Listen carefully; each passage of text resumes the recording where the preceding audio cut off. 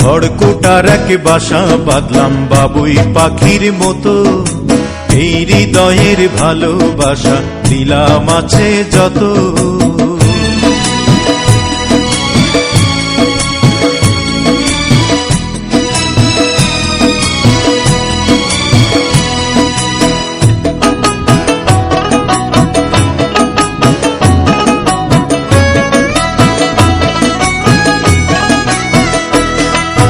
ফাঁক পাইলে সেই ময়না পাখি যদি গোপালায়,